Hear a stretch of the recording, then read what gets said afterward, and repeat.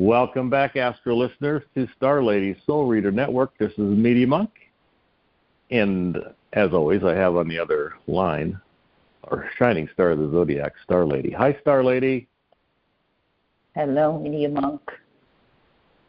And we all remember Star Lady is Kim Marie, the managing director for our network. EAN continues to certify new evolutionary astrologers, and yet we also attract everybody just looking for that next level of soul growth in their life through our Astro Library, our EA course, our forecasting webinars, which you can find by going to www.evolutionaryastrology.net. And always call 605-348-5111 if you're interested in scheduling a summer session with Kim Marie or Star Lady, and if you need to ask any questions about moving forward with your own personal growth with evolutionary astrology. All right, so here we are at Star Lady, where you got a new Moon Gemini podcast to talk about. I did want at the outset, though, let everybody know who is interested in deepening their journey into EA. We continue to have our early summer sale, and it's a $50 off coupon code on any one of our Segment 1 or Segment 2 EA courses. So that coupon code is Europa, which, of course, we all know is the largest moon of Jupiter, who just is, of course, making an important transit. Europa is EUROPA, and so just go ahead and punch that button, add the course of your choice to your cart, and enter the coupon code, and receive your $50 off for your summer studies. So with that, I guess I wanted to kind of throw it to you, Star Lady, about your history with evolutionary astrology. I think people are always interested in knowing how you got involved. Well, how I got involved was attending my first astrology conference in Vancouver, Canada in 1985. And there was this guy lecturing on Scorpio and Pluto, lecturing on Pluto. And I have Sun in Scorpio. And so he had one slot left for a reading, and I actually got in and had my very first astrology reading with Jeffrey Wolf Green. And I never looked back since then. And so when we were talking in the pre-call, before cell phones, before computers, I'm dating myself. I actually started learning evolutionary astrology via cassette tapes and typewritten pages that I don't even remember her name. A person I met who was from Seattle who would attend his classes live. She'd type them up on a typewriter and make photocopies of them and send them to me. And then Jeffrey Green published his first book, Pluto Volume 1, in 1987. And those were back in the days when I was single. I was living in the Black Hills of South Dakota, where I still am. And I used to take my summer weekends and I would go camping all by myself. I was so proud of myself that, coming off of a divorce and a little history of codependency, I started taking myself into the Black Hills, and I'd call my mom Friday night and say, Mom, I'm going camping. I'll call you Sunday evening when I get home. And I would take my Pluto Volume 1, and then Jeffrey published his Uranus book, Freedom from the Known, Known. I'd take that one, and I'd go camping, and I'd hike, and I'd study, and so I remember learning evolutionary astrology quite a bit in the summers, outdoors in nature, and one of the most beautiful ways to study evolutionary astrology, which is based on observation correlation, and you can always observe it out there in nature. And so, many warm, fond memories of reading evolutionary astrology under nice, summer mountain skies and fresh air, and enjoying it quite a bit. So, we can study EA 24/7, 12 months a year, as many of us have tended to do when we discover it. Yeah. Well, thanks for sharing that. Talking about studying, we switched our webinars over to Zoom, and we did our first one, Jupiter in Gemini, and you can find that on our YouTube channel, which is Evolutionary Astro Net. Evolutionary Astro Net. And so again, Jupiter in Gemini for the next year. You can go find it on the YouTube channel. And speaking of Jupiter, it is in process of making some one-hit-only aspects. Back on May 23rd, moving into Memorial Day weekend for everybody, which, by the way, we had family from multiple states come into the Black Hills for about a week. And thank you for understanding. We didn't get to that full Moon Sag podcast, so I'm going to back up a little bit. But we had May 23rd, Jupiter make one waxing sextile to Neptune. They were both at 29.5 degrees, Jupiter Taurus, Neptune Pisces. And then, of course, Jupiter went into Gemini May 25th. But, Jupiter waxing sextile Neptune is, building that momentum to really move forward, evolve with our belief systems. Whatever Neptune in Pisces is dissolving in its last degree of rulership, Jupiter is wanting to then fill up that space and move forward with what works for me and my belief systems. And Jupiter in Taurus is going to be around the practicality of our beliefs, what's real for us.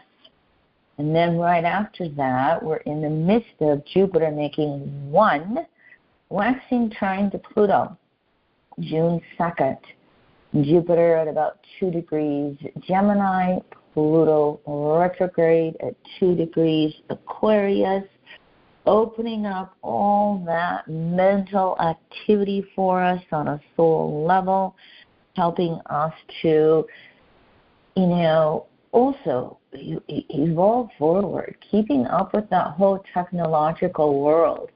And it feels like this spring for Media Monk and I have been, okay, we fix this problem on our acre and a half, and then the next problem shows up. And then we fix that one, and then the next one shows up. And so those Gemini details have been maybe driving us a little batty once in a while, and then we just got to go, okay, let it rest. We'll figure it out tomorrow. And that's sometimes what that Gemini energy is going to be for us. So important to take time out as Jupiter transits through Gemini and go over to that polarity, Jupiter's rulership, Sagittarius. Take a deep breath, sleep on it, see what comes to you in your dream world. See what pops into consciousness of its own volition when you just kind of move the chaos aside for a moment, take a deep breath, allow that intuition to come up, which it's still going to do through Jupiter and Gemini. So more on that again on our YouTube webinar, Jupiter and Gemini. But we now have this new moon of Gemini with a sun moon hanging out at about 16 degrees Gemini. Right along this time period, we also on June 4th have Venus make its exterior conjunction in the underworld June 4th at about 14.5 degrees Gemini. So we have Venus, Sun on new moon, and Mercury now in early Gemini, June 3rd through 17th for Mercury. We've got all those inner planets congregated in Gemini. And so if the activity just feels like it's very full, busy, chaotic, how do I keep up with it all? Well, there's Gemini. is coming off all the inner planets in Taurus. Mars is still there. Mars is just finishing up with Aries. Mars is in Taurus June 8th through July 20th. So the other inner planets coming off of Taurus, they now want that curiosity of Gemini. They now want that movement. They want that social interaction. And what are the many ways that we can socialize? Verbally, non-verbally, written, spoken, all our electronic stuff. It's just go, go, go. Pace yourself, pace yourself, pace yourself. An interior conjunction of Venus and the Sun is about moving Gemini in harmony with what is of value, Venus, to us. What is of value to us? And we can be full of figuring that out. We also are just coming off of Mercury moving over Jupiter. They had a conjunction at 2 degrees Gemini. That has Jupiter's expansion of energy into everything as well. Now, the inner planets are going to go forward past this new moon and make waxing squares to Saturn. Venus, waxing square Saturn in Pisces, June 8th, 19 degrees Gemini, Pisces. Sun, waxing square Saturn, June 9th, 19 degrees Gemini, Pisces. Mercury, waxing square Saturn, June 12th, 19 degrees Gemini, Pisces. And so waxing squares are crises in action. But what we've got going on with Saturn is this deeper cycle of being balsamic to Neptune. It is catching up to Neptune. They only have one conjunction, February 26th, 0.5 degrees Aries, by the way. More on that later on. But right now, Saturn in Pisces is having to make peace with whatever is dissolving in our world, with whatever isn't reality for us. And I've been saying Saturn in Pisces is very, very important for us to have a deep spiritual foundation, to have our inner world balanced, to have our inner world at peace so that we can ebb and flow with what manifests and what doesn't manifest.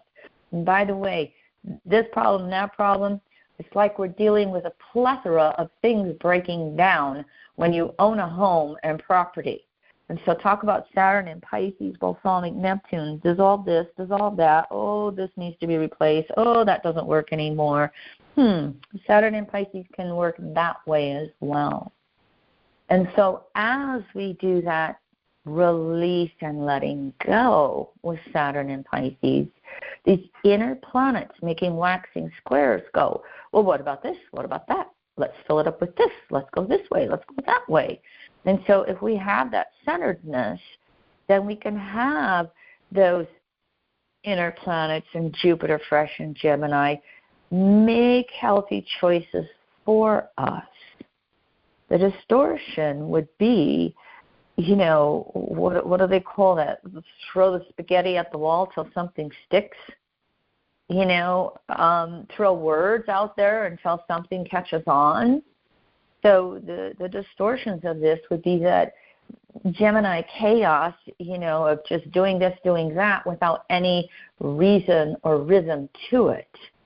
And so it's important for us coming off this new moon in Gemini of, again, honoring that inner center. And then what choices are highest and best for us in each moment? How well can we envision the consequences or experiences of our choices to help us make better choices, as best choices as we possibly can? So that's that energy right now. And, these inner planets are moving fairly close together, but we will have Venus go into Cancer June 17th through July 11th. Mercury goes into Cancer June 17th through July 2nd. And, oh, by the way, on June 17th, Mercury's going to make its third conjunction with Venus over the last 8 months or so at 020 Cancer. And that's going to be followed June 20th with the summer solstice and Sun entering Cancer. And they're traveling very close together through Gemini, through Cancer, and then Venus and Mercury will start moving ahead into Leo. The EA mantra I created a long time ago for Cancer: I evolve emotionally with self-responsibility. I evolve emotionally, Cancer, with self-responsibility, the Cancer polarity. So as we enter that summer solstice time period, here we are, our whole life force, Sun, our communications, Mercury, our values and relationships, Venus, it's that time to check in emotionally and see how well our emotional foundations are. How well are we evolving towards emotional self-reliance? I rely on myself to meet all my emotional needs.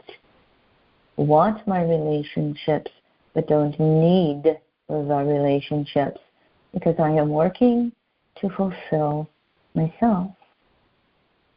So, enjoy that curiosity and socializing and manifestation with Saturn for the inner planets in Gemini, and then recognize you're going to have some emotional check-in, even emotional catch-up to do as we move through the last half of the month of June.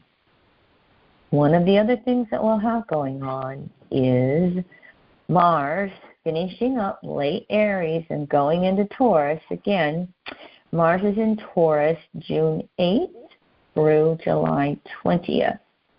And on June 11th, Mars is going to make a first quarter square Pluto retrograde. That's going to happen Mars about 2 Taurus and Pluto retrograde about 2 degrees Aquarius. Mars, conscious instinctive desire to become. Pluto, our deepest levels of unconscious desires. Souls, all souls have a dual desire nature to separate and exist, create, I am, to return. Why am I here? What am I meant to be doing on the deepest levels? So Mars, conscious desires, Pluto, unconscious desires. First quarter square, crises in manifestation. 2-year cycles with Mars and outer planets. How well are we surviving? Taurus, are we flourishing? Taurus, how well are we manifesting whatever it is that is near and dear to our souls in the current moment? In a 2-year cycle with Mars to Pluto, we're a quarter of the way through. How are we evolving a desired nature, manifesting what we want? The same time, that first quarter square is going to be asking us to truly let go of the desires that are no longer highest and best for us. Either it's been there, done that, we've already manifested it, it doesn't serve us any longer, or it's something we really, really want, but it's maybe a little more in that Neptune, Pisces, fantasy realm. It's not really within our power, Mars, Pluto, to manifest it at the current moment. And so, maybe we just let it kind of rest for a bit. And what is within our power to manifest? We've got that Jupiter waxing trine to Pluto, bringing forth all kinds of ideas Mars just needs to do that Taurian methodical, footprint of working towards whatever we want to achieve.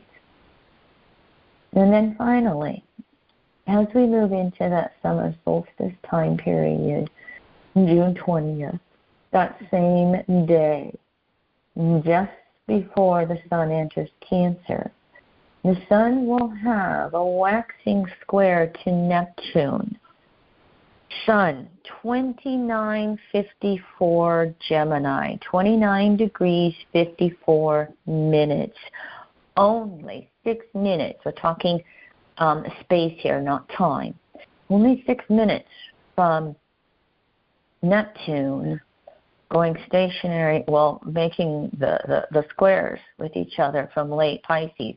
By the way, Neptune goes retrograde July 2nd at 29:56 Pisces, 4 minutes from ingressing into Aries.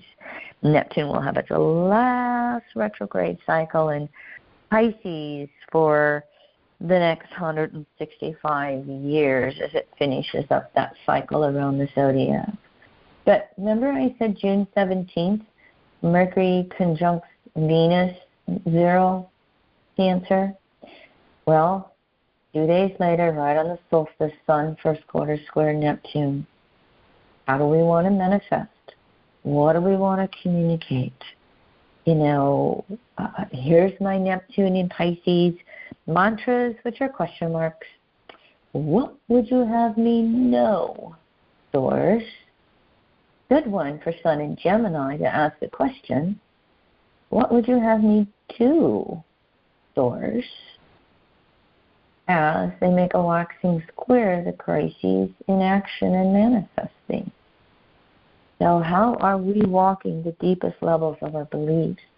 And what can be happening for us with Neptune slowing down and getting ready to go stationary retrograde again on July 2nd? Don't have my cheat sheet. Give me just a moment here and I will tell you. Neptune direct December 7th, 2708 Pisces. And so, Sun waxing square Neptune, we can have some disillusionment come along of cherished ideals and dreams, desires that just may not be manifesting.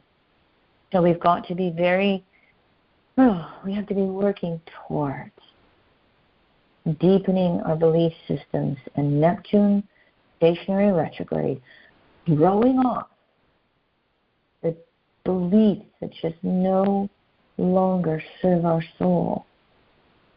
And that Sun waxing square in late Gemini, curiosity. Well, how are my beliefs evolving? What do I believe today? How do I make sense of what's going on in my world at this moment? And then that curiosity to move us forward and evolve, change, Sun in Cancer, and then be grounded and be internalized emotionally. I was speaking to a client recently and repeated one of Jeffrey Green's quotes that I love. Evolution takes place through the emotional body. Evolution takes place through the emotional body. Not the life of the monastery or convent, as Jeffrey would say. It was the path of the householder. So all the spiritual wisdom, all the mental intellect is great. But we do not evolve, we do not integrate unless we experience it through its senses, through the emotional body, through the physical body, and all its senses. And so may that be your path as those inner planets all move into Cancer with the summer, throughout the summer solstice. And the day after the summer solstice, June 21st, we have the full moon of Capricorn at 1 degree. So, Gemini curiosity, Cancer emotional centering. May it be so for you in the month of June. Meaty Monk. All right. Thank you for all the research, and thank you for tuning in, everybody out there. So we are going to continue that summer sale through June 15th. The coupon code's only good until then, so get your $50 off any of the Segment 1 or Segment 2 materials by entering the coupon code EUROPA, EUROPA. Okay. And with that, enjoy these wonderful summer months, and as always, move with joy and passion on this never-ending journey to the core of your soul. Thanks for tuning in, everyone.